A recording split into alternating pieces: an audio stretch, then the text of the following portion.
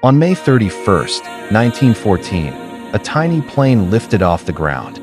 Not for war, not for record-breaking, but for something no one had done before, a scheduled passenger flight.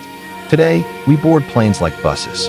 But it all began here, with courage, fuel, and a seat for one. This is the story of the world's first commercial airline flight. Before 1914, flying was madness. Planes were fragile, loud, and barely reliable. But a man named Tony Janus, daredevil pilot and aviation pioneer, had a vision. And so did a Florida businessman, Percival Fansler. Together, they created the St. Petersburg-Tampa Airboat Line, the world's first scheduled airline. Their plan? Take passengers across the Tampa Bay. $4.05 that the aircraft was a Benoist 14, a glorified flying boat.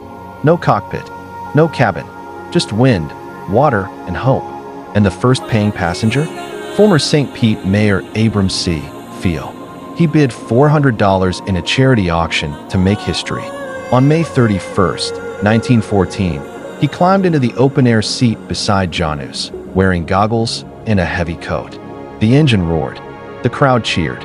And 23 minutes later, they landed in Tampa. The age of air travel had begun. The airline flew twice daily. Over 1,200 passengers soared over the bay in just 3 months.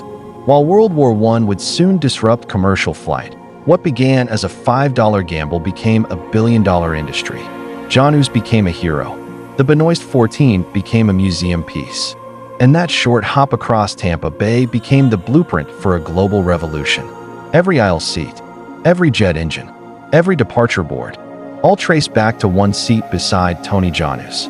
On a warm May morning in 1914, the future had wings, and it took off.